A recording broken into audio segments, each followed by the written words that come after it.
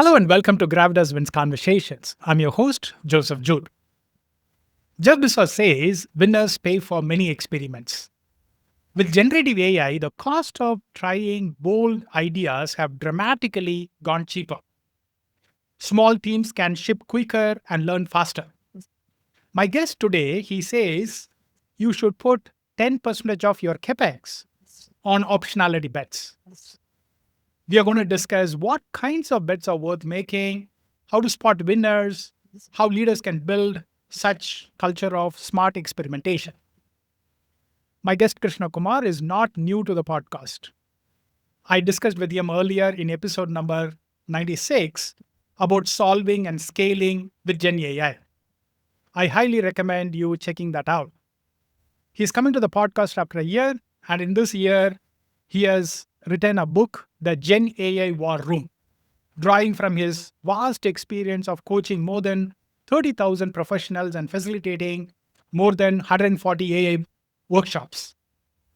Before we get into the interview, can I request you to subscribe to the podcast, write a review, and share the podcast with your fellow business leaders? Hello, KK. Welcome to the conversation. Good to be back, Joseph. When I've been observing you over the last 1 year, interesting and great progress. Thank you. KK, let's start with this. When you say 10% on optionality bets, what do you mean by that? What are the optionality bets that you're talking about? Why 10%? Walk me through that. Enterprises feels always risk management is more important than experimentation. And that's where experimentation stops. Like you try to understand every bit of the risk and trying to manage that. And that makes creativity stop, innovation stop, experimentation slow. One of the ways which we can look at is to not look at AI, build a strategy for AI, but to go and experiment with it. There's a lot of conversation around what kind of AI strategy can be built. How do we get people together? All that, right? These are all pre-AI models, the mental models which we need to build a project, do a digital transformation project. Yes, we had those kind of times, but this is a different canvas altogether. And as I can see that AI is growing maybe 25 times faster than any other technology we have seen, which makes it the approach to this technology also should be different. If the nature of the technology itself is different, the approach of enterprises, leaders should be different. That's a thought from which the idea of optionality bets came in. I'll tell you one more reason for why we should do optionality bets.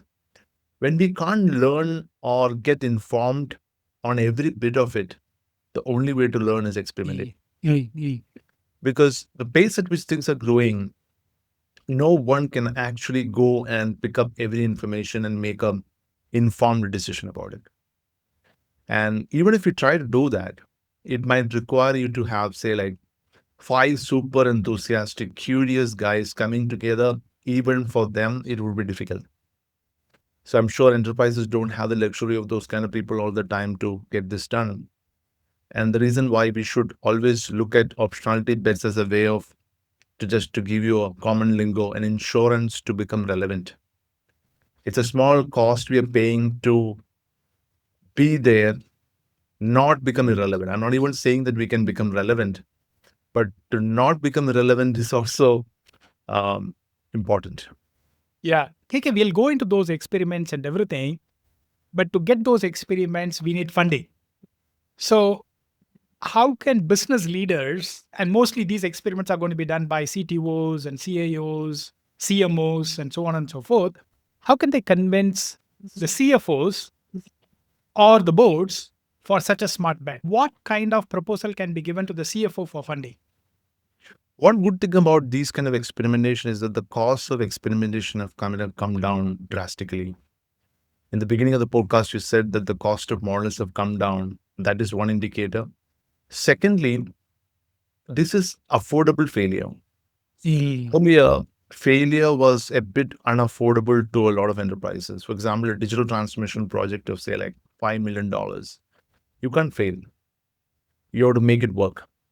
Whereas here you're taking small optionality bets. That's not failure. That's probably experimentation.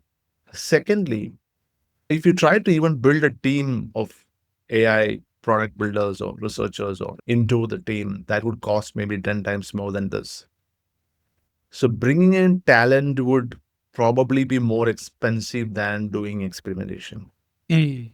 So maybe as leaders, to get the buy-in from the CFO or CTO over, we need to talk about the alternatives we have. The alternatives are more expensive. We always talk about ChatGPT's O3 model.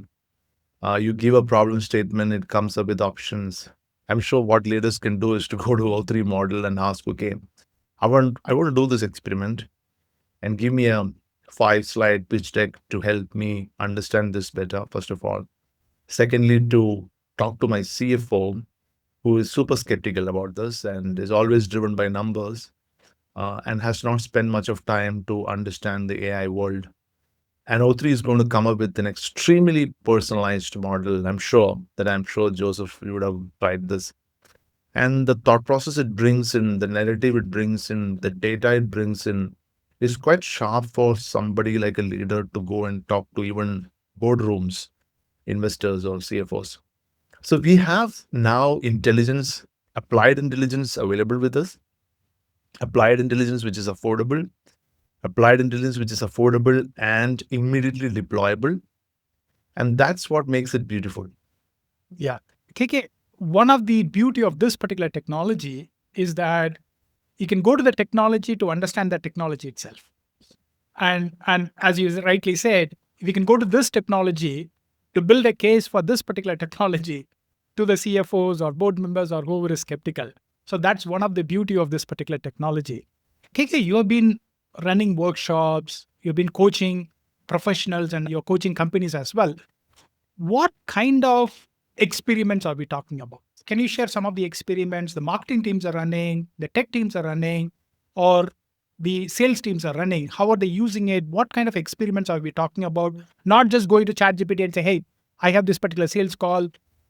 What should I do? But what kind of experiments are we talking about? So the most of these enterprises whom I kind of talk to or engage with are excited about the general purpose productivity aspects of AI. And when they realize that this can do so many things, so we talk about GPT as general purpose technology in a different way. They feel that this can do so many things. This is not just a tool. This is like a wide canvas where you can go and operate and do things.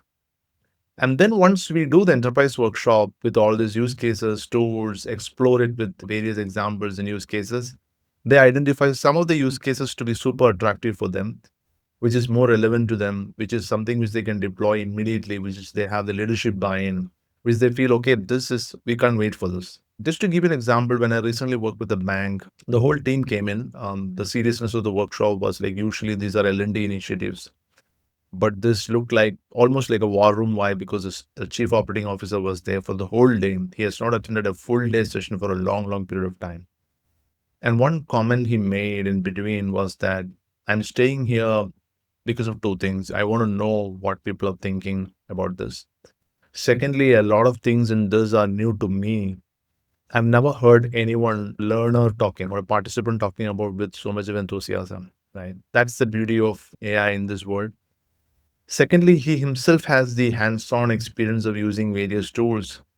So I don't have to sell this. I don't have to tell him like, oh, why don't you use this? Because he has used it for various things.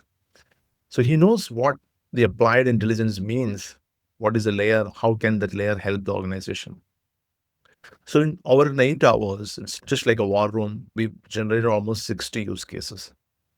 And that too spread across credit, sales, marketing, operations, even strategy. There were 3 people from the strategy also, business process, the engineering team.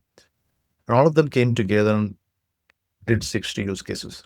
From that 60, over the next 2 weeks, we shortlisted 15. And interestingly, all those 15 were internal tools. Why a lot of regulatory compliance. People don't want to try out AI for the customers, first of all, because you need to be super compliant. And then they thought, okay, internal is good. And then from that 15, they wanted to have some immediate deployment of three, and all three were for the employees. The realization is that even if we talk about fascinating use cases, out of 60, the super fascinating use cases brought down to 15, and finally for immediate deployment, three, which I would say more of is related to knowledge management, right? So we might be thinking AI can do so many things, and finally we are settling for basic knowledge management tools. But in this example, the knowledge management itself can actually make people more productive because a team member in a bank would not have to know a lot of things. They can access the enterprise knowledge, the larger knowledge, the collective knowledge of people, ask complex, unique situations, and get not just output, actually, problem is getting solved with that output. You just have to go and do it step by step. Right? That's the beauty of knowledge management. So, knowledge management is considered to be a nice to have thing in most of the organizations, but AI is making it easier. AI is making it more productive. Why? Because the knowledge in itself is not useful, but what you do with the knowledge could be super useful, right? So when you give a unique context to a problem, AI is using the LLM's intelligence and understanding plus the organization knowledge and giving you an output where you don't have to even think. You can just apply that and it works. So a lot of people keep coming back to this tool. Why? Because problems are getting easier to solve. Mm. Now look at what they did earlier. They had to check with someone. They had to, probably the person whom you're checking with might not be aware of the full context. They might try to quick fix it. It might fail. Or you have to go through three, four other people, talk to them. All this takes time. And you're relying on their knowledge, which necessarily needn't be reliable as such. You come back, you get confused, you're wasting time. So to solve a problem, you're spending like 2 hours of communication, collaboration, and everything. Coming back and trying to do it, still it needn't work. Here, you're getting it in 2 minutes. You're getting it Mm. all done. So the difference between what you used to do and what you can potentially do right now is the difference what people love to have, right? And that's what exactly the ROI we're talking about. The time taken is 2 hours earlier. Now it is 10 minutes, right? And the quality of problem solving also has improved a lot. The creativity has improved a lot. The judgment has improved a lot. The accuracy has improved a lot, right? And the scale at which you can solve problems has improved a lot. So what if there are 10,000 people have the same problem? You can't keep around having organizational chaos about that, right? All those people can use this knowledge graph of the organization plus the LLM and its combined magic to kind of solve problems. So this is pretty common. It might use very basic, right? Just to give another example, sales, a lot of leads coming in through programmatic advertising and a whole call center of people set up to kind of do outbound calls based on the leads which have come in. And the whole process can now be voice agents, AI voice agents. Now, there is an interesting competition between human sales agents and voice agents, where voice agents can actually know about 200 products of the company, Mm. whereas human agents will have to specialize in certain categories and the calls will have to be routed to that particular person to talk about it. Whereas a voice agent is now designed in natural voice, empathetic, tonal, beauty is there. I'm sure you would have heard about, listen to some of the voices. That's improving, right? Empathy, tonal, everything is improving. And you also have knowledge. Right? Somebody asking about this particular, Mm.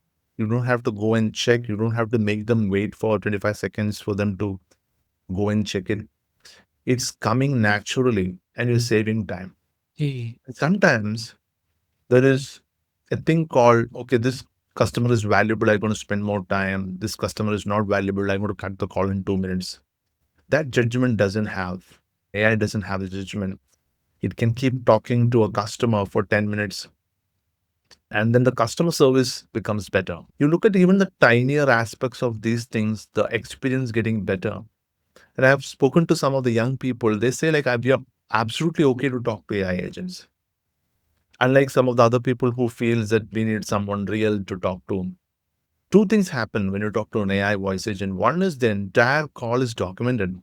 Yeah. Secondly, when you call the next time, the document is retrieved and then you have the context set. You don't have to repeat all the way, right? So interactions become much better. Interactions become contextual. Interactions become more aware and most importantly, non-judgmental. Right. The time taken to do that voice call is also not based on who you are and what you bought. Right.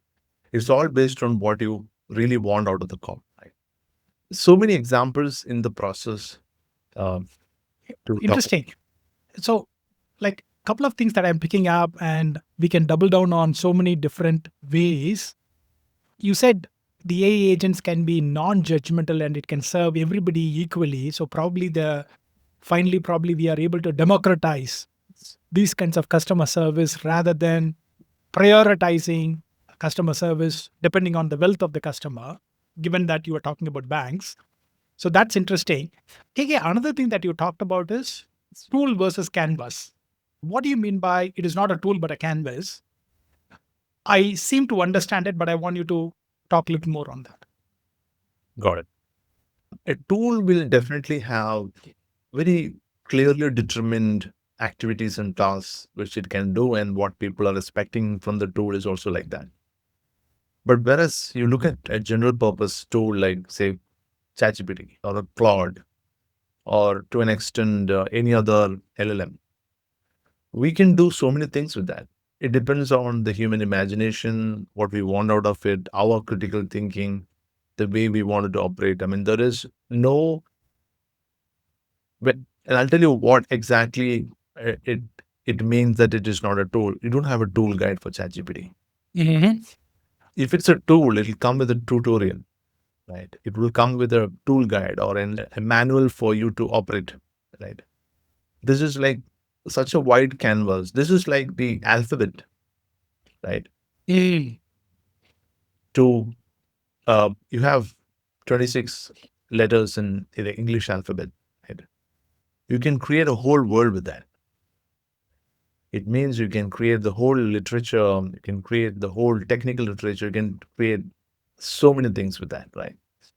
That's what exactly what ChatGPT as a tool, or when I say ChatGPT, LLMs, large language models, you can, it's all up to how you think, right? It's like your thinking companion, your research assistant, it's your analyst or data visualizer or Got it. Got it. critical Okay. think. Wow. So it's the canvas is so wide that you may sometimes feel that there is no single or simple way to do it. So AI is not just a tech revolution. I call it like a cognitive revolution. Why? Because it's enabling your brain to work and think and act more with a super assistant which we have. Imagine like you have a set of numbers or ideas which you have and you want to develop it. It would take a lot of time. Right now with this canvas, you can do it much better. Okay. Okay. Let's talk about some of the things from your book. In your book, you're talking about six bucket framework. Can you talk to me about what the six bucket framework is? How can companies use that? So when we started engaging with companies, of course AI is a wide canvas, but people wanted structure. Mm-hmm. It's easy for someone to learn structure and follow a structure. And I believe structure determines the behavior of a lot of people. The management literature was all full of frameworks because human mind can actually get easy to learn something if you have a clear framework and acronyms and all. The idea of six bucket framework was to help enterprises to identify use cases. So when there are so many things which AI can do, they were wondering like, okay, it can do so many things, but tell me, how do I find out use cases within my company? So it needed a structure. And we came up with a structure. I'm not saying that the structure is super smart, but the structure works well in most of the. Okay. The reason why I'll tell you why it is not super smart, right? Because the capabilities of AI is expanding so much, right? So when we designed the structure, we thought it to have certain level of capabilities and we designed it, right? But it still works. 80% of the companies would still find it useful, but the companies who are thinking about AI first Hey. might have different opinions, right? So let me give you that disclaimer as well. So six bucket framework is basically going back and finding out the tasks in your organization, pain points in your organization, friction in your organization to say that, okay, this takes a lot of time. So time factor one out of one bucket is time. Whatever which can save time. So one task is done in 6 hours. Somebody's making a pitch deck, it'll take in 2 days. How can you make it in say like 30 minutes? That time saving. And when I say when you're saving time, you're not making a low quality product by saving. Mhm. You're making something really good, right? Or even better with that saved time. So a lot of people think about time and effort as something which you need to put in to make quality products, right? So the reason why right now AI is also underestimating value in many sense, right? Like so when you try to do something fast, people may think, okay, this can be done in 10 minutes. What is the value he's bringing in? Now we have the value we're bringing in is the time saved in the process. Secondly, the speed at which we operate. So speed is an important business value, right? I feel that if you can do something in a day, you're actually creating that momentum, right? Instead of Hey.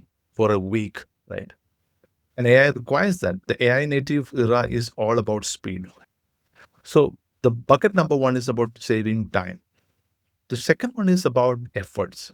Now, why do we? So is time and effort same? No, efforts are different. Why? Because human involvement is there, right? So a lot of people get frustrated about certain tasks, right? And talent in the company finds it difficult to do certain tasks. So over a period of time, they will develop a certain level of reluctance to do their job, right? Can AI replace that? So things which people don't really want to do in an organization, but is in Hey. as part of the routine tasks. What could that be? Like in a bank, nobody wants to read the credit applications coming in, like hundreds of like it coming in. Whereas if AI can do it more accurately, exercise more judgment, and can even for that matter go in detail, the I4 detail might be missing in human cases. So AI can read every document, right? And in much less time, where someone can probably invest their time in relationship management or better human things, right? So time, efforts, right? Thirdly, it's about the accuracy. A lot of tasks can't be done so accurately by humans. And what are the tasks in your organization which would require a lot of accuracy, right? Reading hundreds of resumes might be difficult for someone in an HR setup, right? How do you read and still make sense out of the documents which are coming into your organization? Fourth is a judgment. Like, so when it comes to judgment, sometimes we may get biased. So there are very clear, predetermined conditions put to AI to judge a particular thing.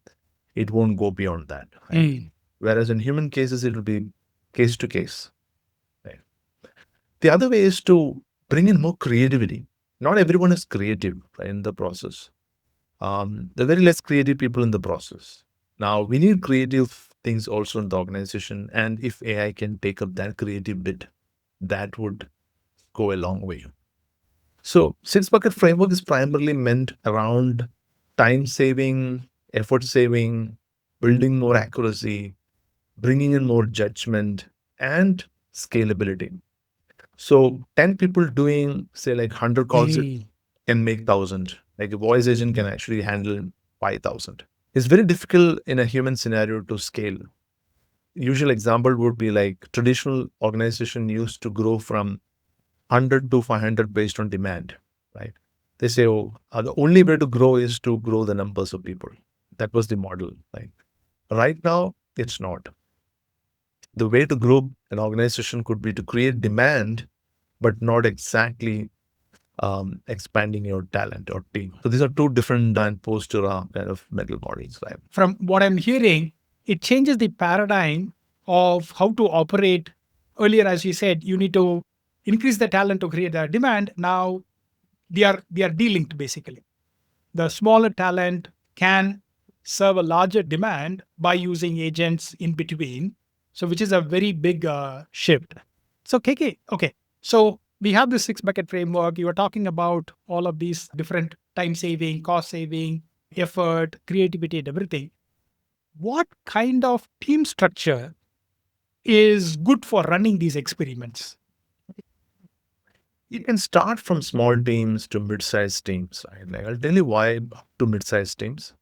Large companies have a very different philosophy about all these things, so I'm not getting there.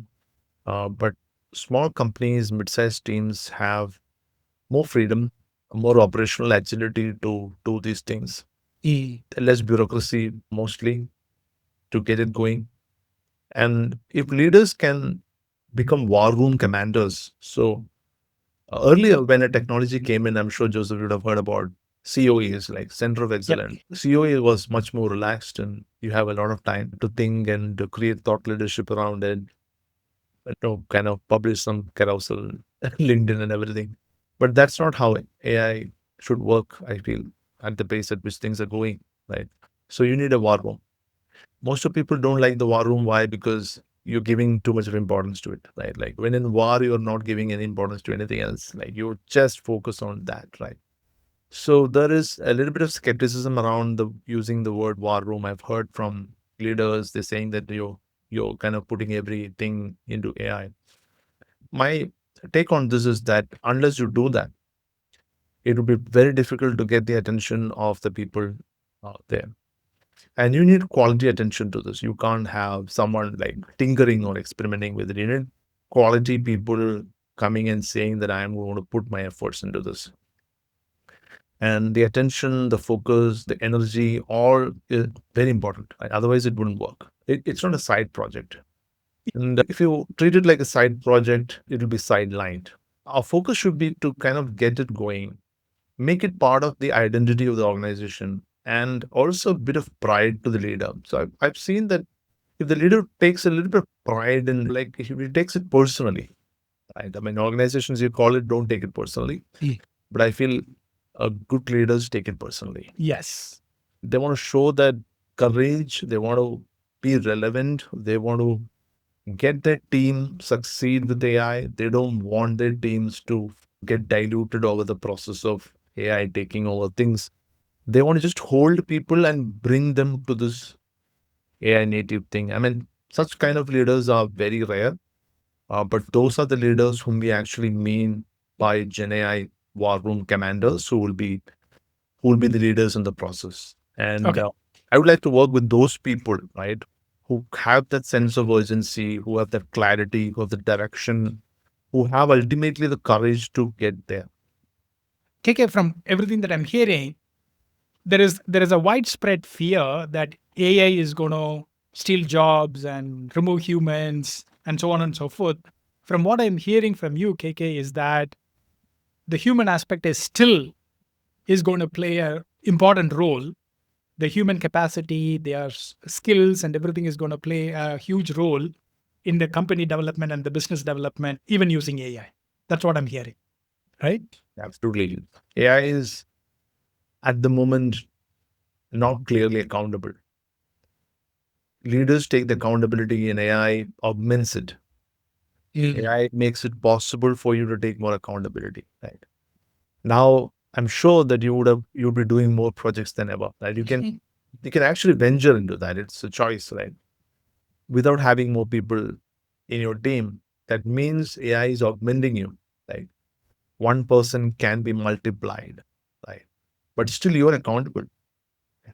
So accountability, storytelling, narrative building, critical thinking, curiosity, trust building, all would still matter to a human leader or a professional, right? And AI is just making it bigger. Yeah, as you say, AI is augmenting us, not replacing us. And then those human skills are still very, very important. KK, what is that one experiment that you are personally excited in the next 6 months or so? I know even 6 months in AI is a very big time, but what are you very excited about? It could be on your own KK, I mean, as personal, or it could be GreenPepper as a company, or it could be some of the clients that you're working with. So I've been thinking on something in lines of an AI first when I call university, where everything is learned with AI by using AI. And this is going to be very normal. Like I'm saying this as an idea right now, but in another 2 3 years, it's going to be a normal thing for everyone. Just like a child taking iPad and playing Yeah. around, this would just look like that. And recently, I was watching Sam Altman's interview in the OpenAI's first episode podcast. Right, like he said something which is quite interesting. He says that we children in the new era would wonder what we were doing.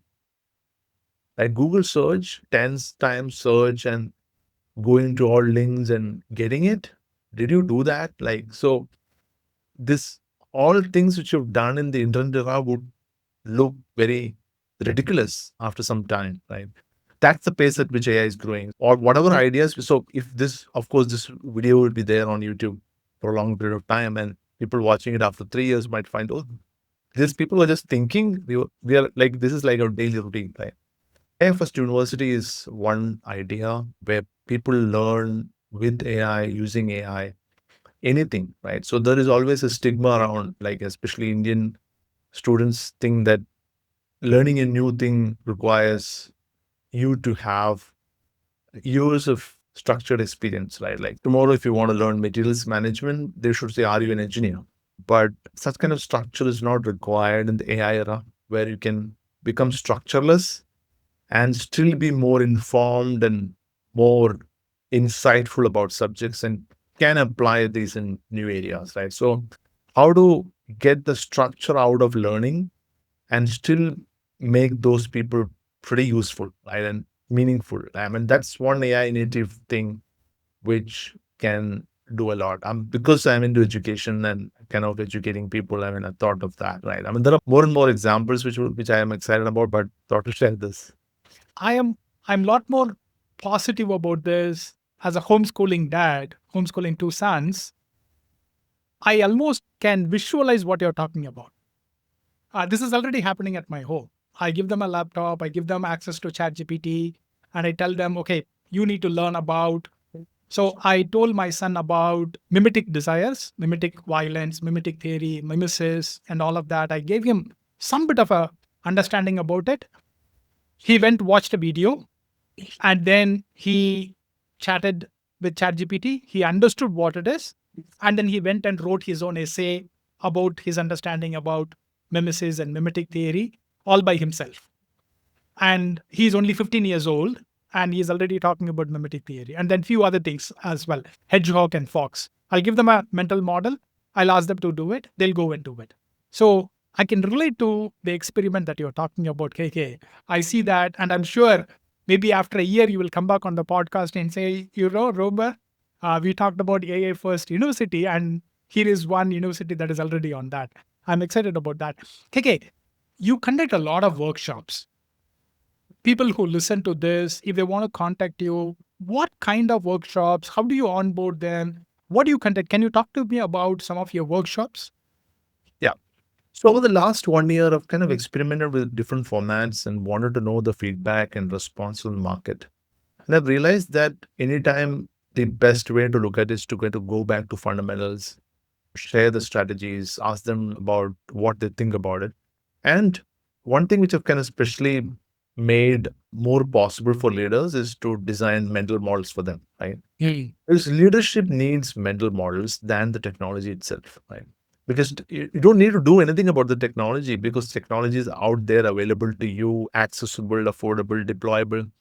But still, what is really the friction here is that leaders have not made them ready for this. The making leaders and professionals, managers, and the ecosystem getting ready for this mentally is still a big thing there, right?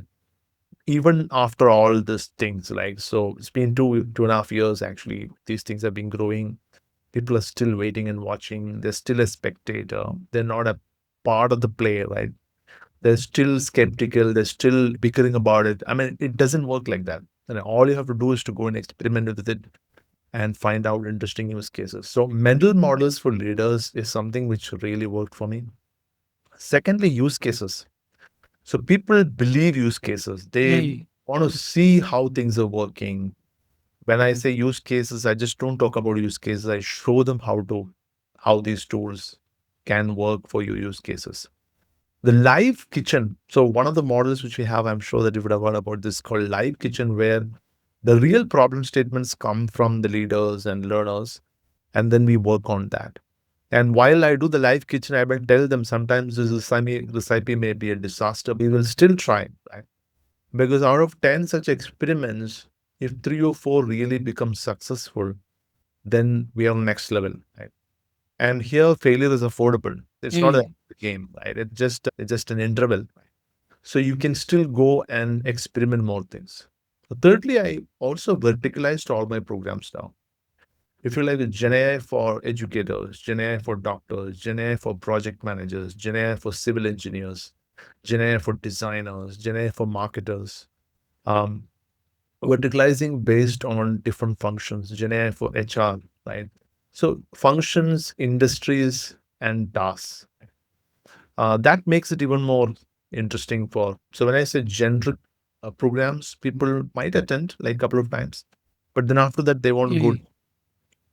And each of these. So recently, I shared a legal, GenAI, but it's a host of use cases for legal professionals, and they were all excited. Some of them are using some of the use cases. So when you share like the 40 to 50 proper defined use cases with examples of how to do that, and out of which the most savvy professional might be using 10% of it. Right? Imagine the potential of the rest of the use cases, which can actually make the whole profession itself AI native. Right? Verticalizing is one, mental models the other one. Thirdly, I want to work more on building with them. Right? Which is called, now we have reached a level where we can't just keep talking about it. We should have to go back and build on workflows, build AI native workflows, right? And most of the workflows might look very basic initially, but when it is repeatable, it makes a lot of difference, right? If it is only done 10 times, it may not make a lot of difference. But when it's made 100 times, 1,000 times, that's when the real magic lies, right? So we ask people to imagine, okay, if it is done 10 times, you could have done this by yourself, right? But imagine it's done 1,000 times and the impact it can have 10,000 times. What could it be impactful? Verticalizing the programs, functions, making it specific for industries and enterprise workflows building. Right? And now the fifth level is what you see as GenAI War Room, where we take over the whole team of champions and leadership to get the buy-in for the program, bring them all together, and have some very clear, 90-day pilot, like say, let's launch 5 of it, right? And let's get it going. Creating that momentum really, really matters. These are the Lovely. programs that I usually do. Thank you. Thank you. We will talk more. I'll continue to be in touch with you. But final question, KK. You've written a book. How did you use GPT to write a book? Did you use it at all? What percentage of it is? I see this as even as an experiment that you're talking about. So talk to me about the book and how you used GPT to use it.